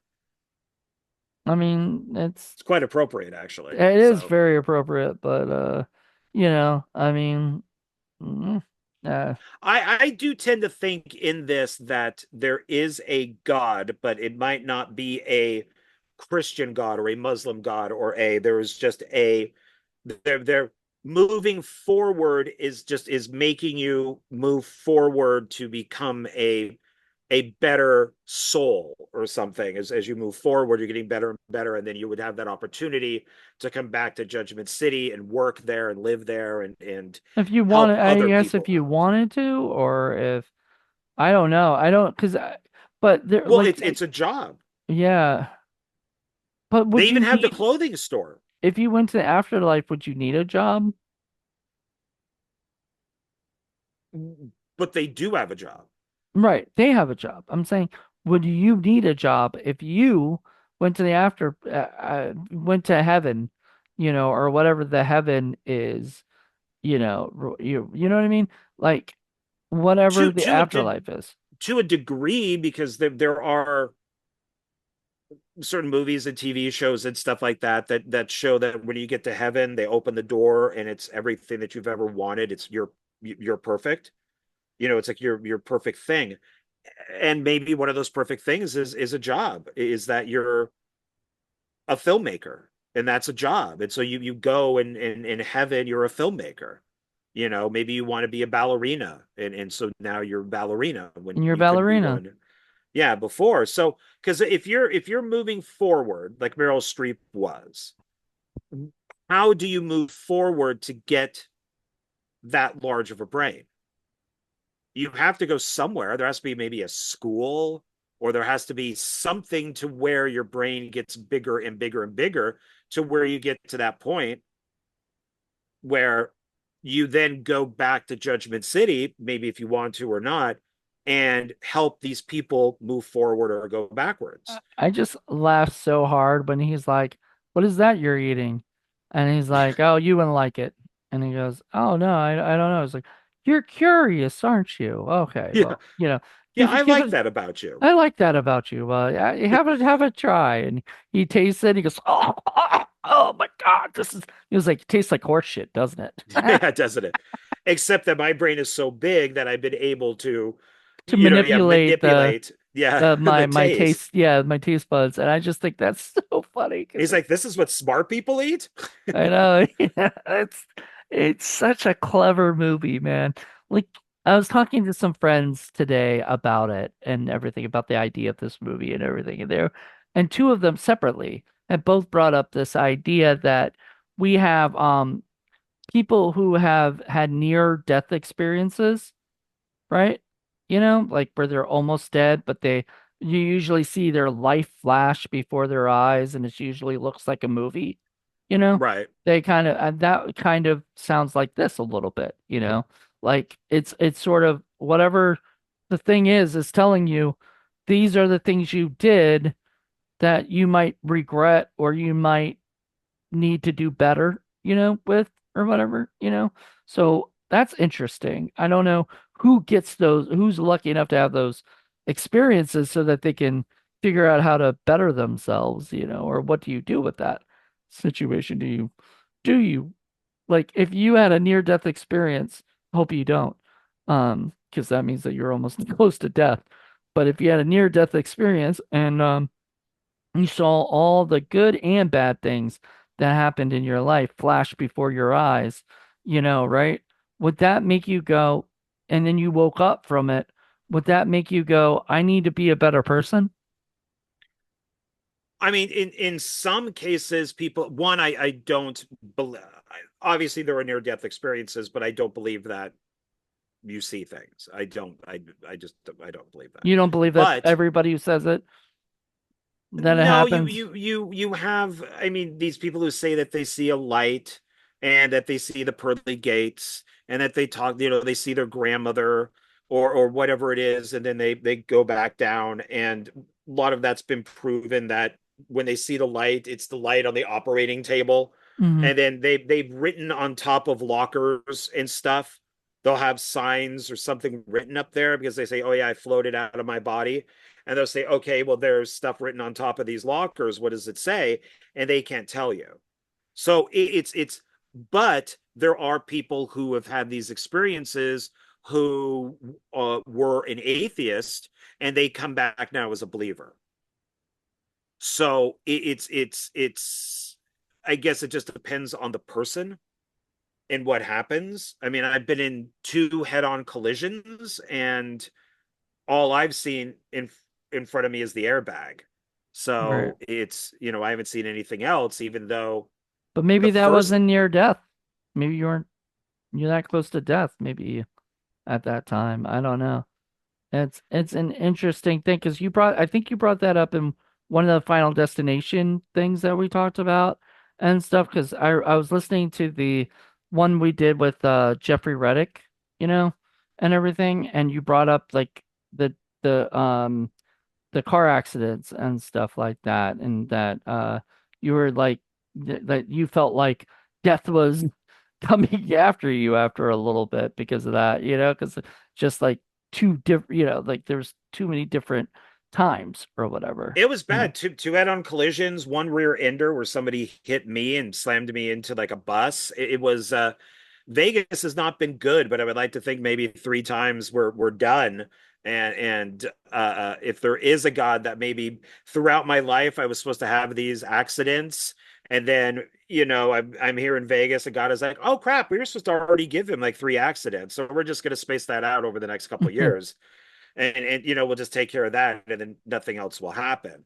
But it's I mean, the first head-on collision, they had to pry me out of the car with like Right. those jaws of life, and the fireman said that technically I should have been dead, Mm. but I wasn't. So Well, that's a good thing. well, yes, well, thank you. You And so I don't know. wouldn't I be doing get this show if you were, That's right. I don't think And that was before we even met, right? oh yeah, this was long time ago. It's I mean, crazy. the second head-on collision wasn't that. That was only a few years ago, maybe like 4 years ago, 3 or 4 years Well, ago. I brought this up on the show because we did a show on Final Destination 3 on my Horror Film Lovers podcast, with Michael Micklin. Even though we've done it, I wanted to do it with other I people and saw that stuff. you did that. I went, wait, is he doing this a second time? Yeah, I did. It was fun. Unfortunately, it was like right after Tony Todd's death and stuff, so that really sucked. And that was the same day that we heard he died, like an hour before. How fucking ironic in a way. But we ended up doing the podcast, and one of the things I brought up is a friend of mine passed away sadly. She died in a car accident when she was driving. And she had two kids, right? And she left behind two kids. And my idea was like that even though that's a terrible thing to happen, it was, now her kids are going to grow up with her grandmother and stuff as their like parents, grandparents as their parents. And my idea is that um as sad as that is, that's a different life that they're now going to live, right? They're not going Mhm. to live the same life that they would have lived if their mother had survived, right? Or whatever, you know? And that was just a different path that exists now and that we're sort of on, that sort of, I guess, was meant to happen. And even though that people get mad when you say that, when you say, oh, that, I guess that was all a part of God's plan or whatever you want to say. But like maybe it's just that was maybe those two people because they were with the grandparents, maybe they become like senators or they do this, but if they were with the mother, maybe they wouldn't have been, like maybe that would have been a different, you know, Well, path. or vice versa. I mean, it's to go back to the movie. What if he didn't? What if Albert Brooks didn't buy the car at the beginning of the movie? Yeah, he didn't get in the car. Would he wouldn't have had a car wreck. Maybe he walked to wherever, Um, it's an interesting idea of like, I think even Jeffrey Reddick mentioned it in the thing of like, like you could have gone left or you could have gone straight, but would death have been waiting for you at both places? You know, who knows? Well, yeah, they say that there are certain things that you can't change. So if you Star Trek 4, The Voyage Home was originally going to be about no, I'm sorry, no. Was it part 4 or was it 5? It was 4 or 5. One of those was about Kennedy and that they were going to go back and save Kennedy. But they came to the conclusion that certain things in history have to happen. So they wouldn't save Kennedy. He Did would they still come be up with that shot. in the movie? Not in the no, this was like one of the ideas that I read that was either for 4 or 5. It might have been for part 5. But so there are certain things like you wouldn't be able to prevent 9/11, or you wouldn't be, that certain things would just always happen. So if Albert Brooks's character didn't buy the car and he wasn't hit by the bus, he then might be hit by a car 3 days later on a different street and still Well, die. that's Final Destination. Because if you miss, if you uh skipped your death or whatever, right? It comes back. You know, I'll come back and get you. Yeah, I Anyway. mean, I guess it depends on. Yeah, I don't know what it depends on. I mean, I don't know. I mean, just being in I've never been in a car accident in my life, and then I move out here and I'm in two major ones that broke bones and destroyed cars, and then in a rear ender. But I mean, I guess I was obviously supposed to survive those. I when I was in LA, uh my and this has only happened in LA, by the way. Uh my car was parked on the side of the road, like you're supposed to park your car on the side of the road all the time because, parking's a bitch in LA. And I had my car parked on the road three times. My people have knocked out my mirror, off the side mirror and everything. My was a driver's side mirror and everything. And three times I've had to fix it. I had to fix it. I was like, what is going on? But it's never happened anywhere else. Never, and luckily it wasn't I got luckily it wasn't like you where I got into car accidents just there. I Right. almost did a couple times, but that's just because LA drivers are crazy, you know. Yeah. Um, and that's just Your that your that your your picture, it looks like Albert Brooks is staring at you because you're taking Meryl Streep. I know. You're I like don't right in mean front of to. her. It's just they're not spaced out well enough. So Yeah. he's looking dreamily into your ear? Yes, he likes my ear. Um, I don't I really love this movie. I thought this movie is very well written. There was there was n- I don't think you could have written this any better, honestly. Like I don't think No, no, yeah, I think this was definitely one of the best. Like you said, like the sushi guys were great. The the waiter who Meryl Streep asked her his name, the waiter's name, and he's like, my name is Eduardo, right? And he's like, oh, she's like, oh, hi, Eduardo. Like, she's so sweet and kind and everything. And then he's like, you want some pies? I'll get you some pies. I'll get you 9 pies. And then he feels judged right then and there by getting 9 pies, right? Like he's going to be judged for bringing home 9 pies so he doesn't get it. If he had offered her 9 pies, Meryl Streep should have been like, thank you. I'll take those 9 pies, you know? I well, just, yeah, that's yeah, because the prosecutor is watching him doing this whole thing, and then it was wasn't it was just pies, it was also something else. Was it steaks? he's, Like, I'll I'm gonna bring you come back with some steaks. Yeah. steaks. Yeah, and he's like, no, don't do any of that stuff. And that's because I mean, I don't know, how would that have looked. Let's say he did order the pies and he just sat there eating all the pies right in front of Well, the prosecutor. how, Would that have been fine? how much did you think was like because at that ending of that ending of the court, the last thing she was like, I'll to finish this up, I will show you that happened yesterday, right?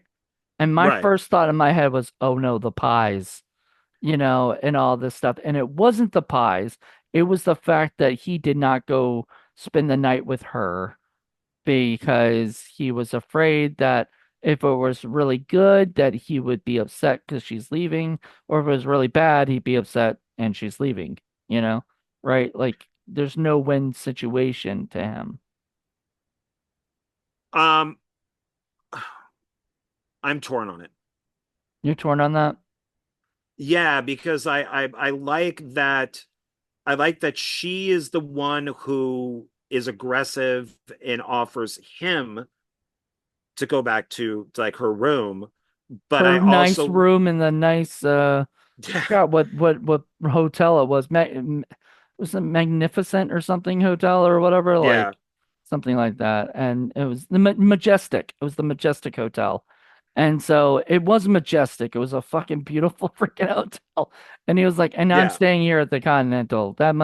You must be this must be the place where all the people who save the babies are and to right. adopt all the babies and stuff. Yeah. I don't know.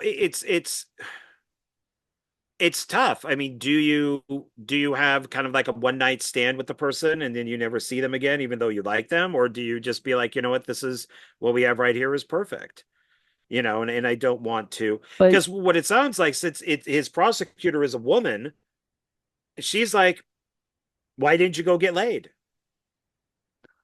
well, she was She also was saying offering that it it was to not you, about, I don't think it was about just the getting laid. It was about the fear that he had still in, in, Judgment but City. couldn't that be a judgment if he said yes?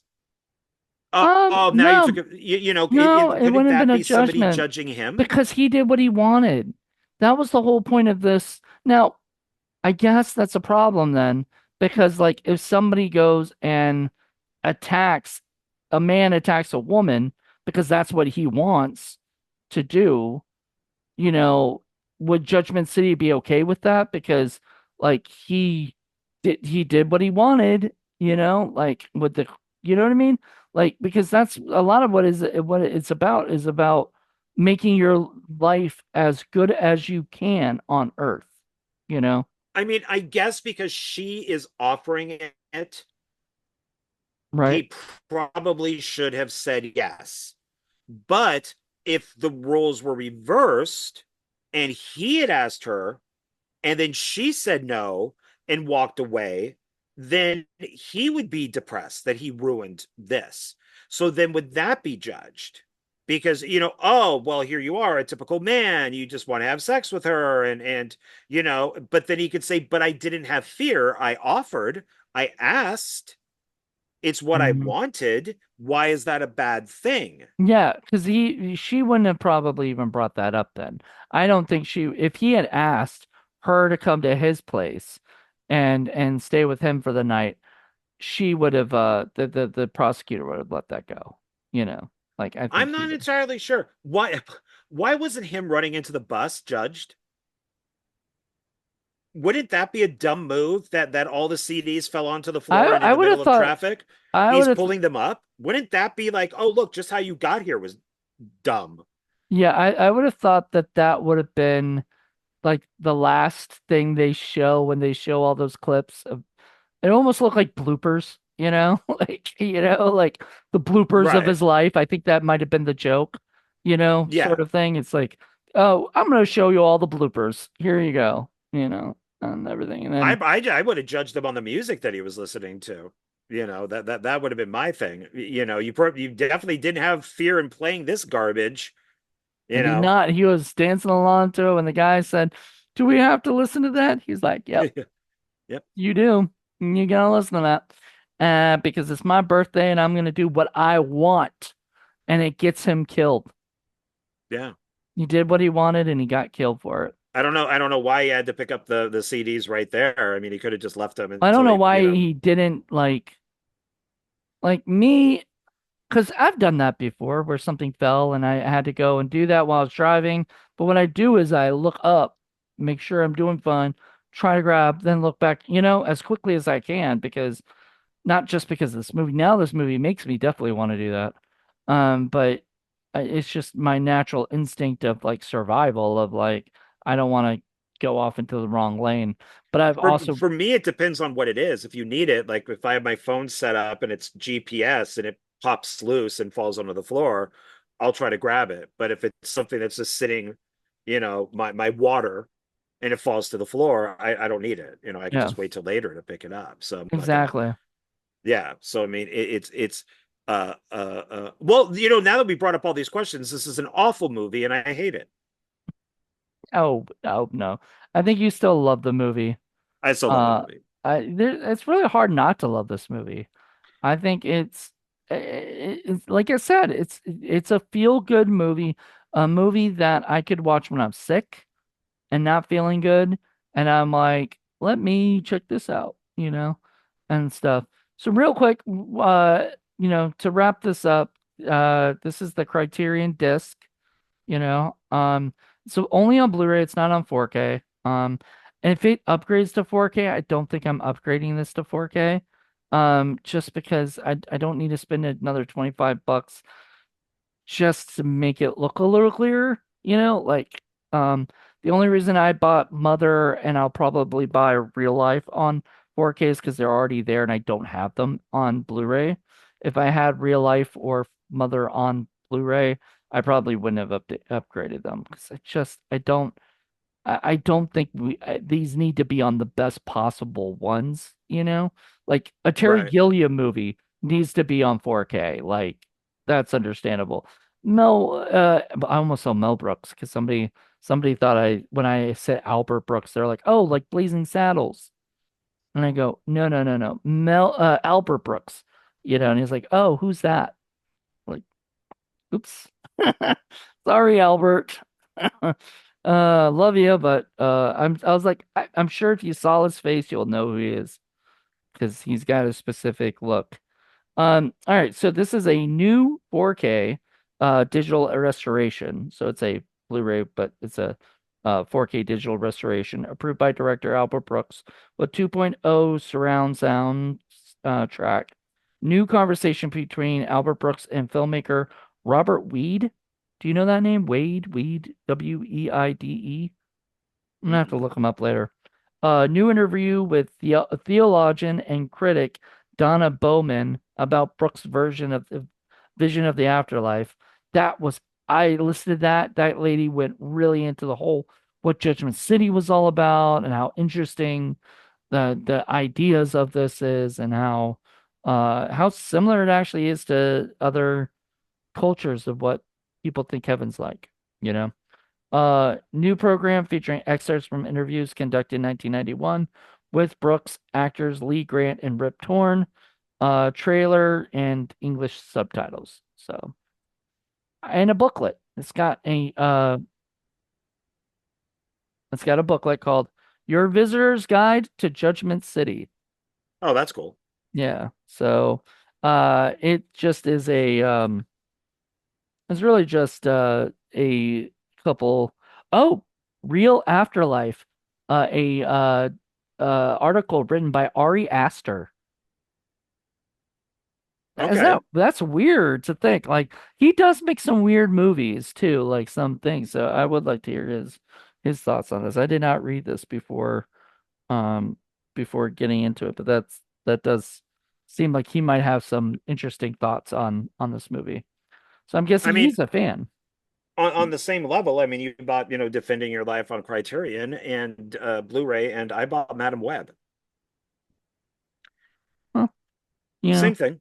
same Same thing. thing. I mean, Mhm. no judging. I'm not going to take you to Judgment City That's for that. so there. So if I died and went to Judgment City, and if I was on trial, they would be like, let's look at this Let's on look. on this Let's look at day at your this time, movie.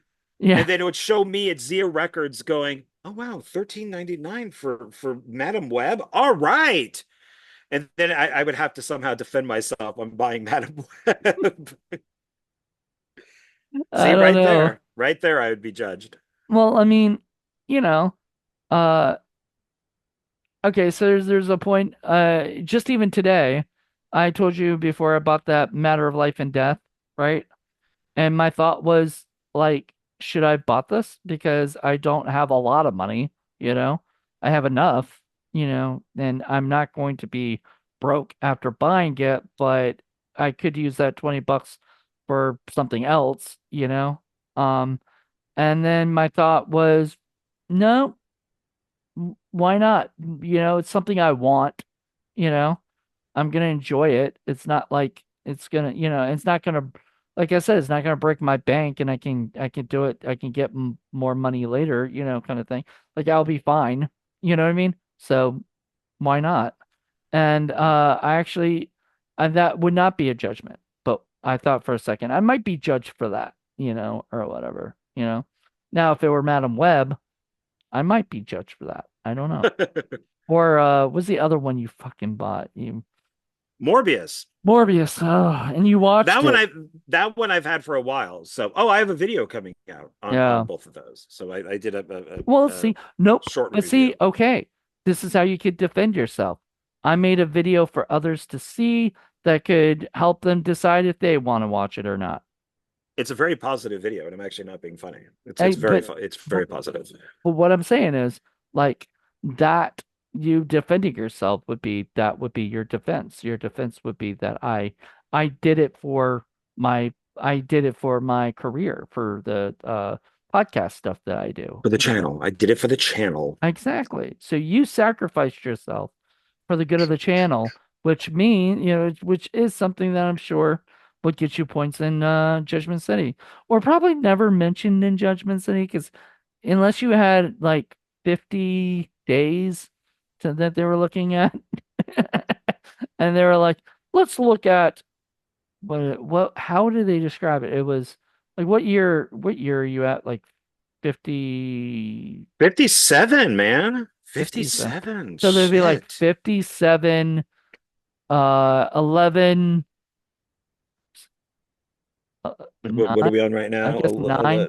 I think I got it like 2 days ago. Yeah, 3 days ago. Yeah, like 9 or whatever. Um, was it 11? Is it 11th today, or yeah, so it'd be like 9.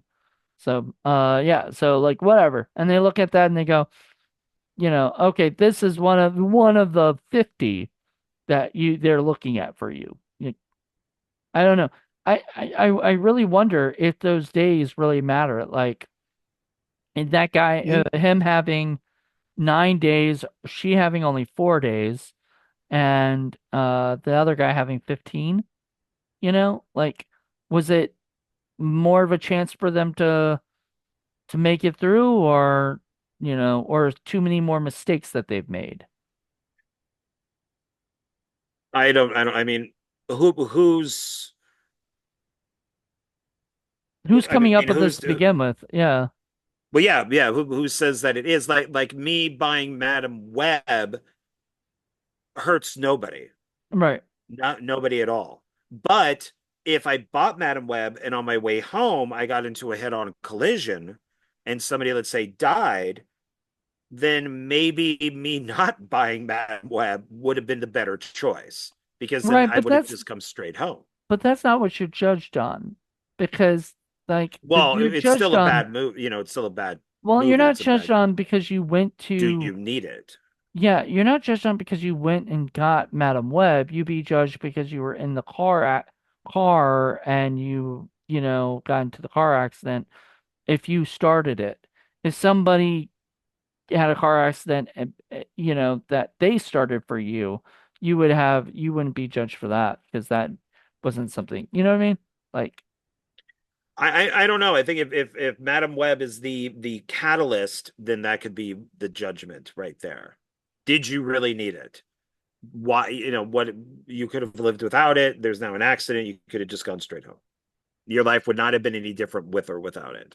right, but then You know, that's the thing. Then that's the problem, or because just without it. If your life, your life yeah. wouldn't have been any different with or without it. So it's more about the car accident, not about you buying the movie. I don't know. I don't know about that. Um, that's my opinion, because I think of course you're going out to get the movie. Well, actually, you're not even going out to get the movie. You go out and you end up getting the movie. You're going there for something else, I'm sure, like other whatever's. No, I was going there for that movie. Oh, well, then you're an I idiot. called, Yeah. And you should be judged. You should be judged. Good God. I thought I was just like you picked it up and you saw, oh, Madam Web, $13. I'm gonna pick it up. I didn't know you actually said, oh, Madam Web should be at that, store. Let me go get it. Yeah, Now I'm judging you. I called them while I was working and said, "Do you guys have a copy?" And they're like, "Oh yeah, we have them brand new for like $40, or we have a used one for 13.99. We also have a DVD for 12.99." I'm like, "Okay, well, I'm gonna go get that Blu-ray for $1 more so that I can put it next to Morbius because Ha, I want to then collect." that's the judgment. Like that's the thing. When they say when they say all about the car accident, blah, blah, blah, you're like, yeah, but it was only $1 more for a Blu-ray. So I went and It's only got the $1 more for Blu-ray. Blu-ray. Yes, Right, and you know what you did? You helped a, a business out. You helped thrive a business. So you did a good yes, thing. yes. That's You capitalism. So I'm yes, you did a yes, good thing. I I got money from working my job, which then I gave to another company so that their employees could have a job and then people can Exactly. make money. So That's yeah, you're helping the middle class. there you go. Yeah, see, All right. So maybe we you are could be my lawyer. maybe I'll use that as your defense. We'll see. I don't know because I wouldn't want to face somebody who only lost once. You know, would be a But that word. means they could lose twice. If they lost once, they Means could lose it twice. means that, but it also could mean that I'm a dead man. And I'd have more fear. They Rip Torn didn't seem to have any fear whatsoever, or because he Because he's had a got a big 50. brain.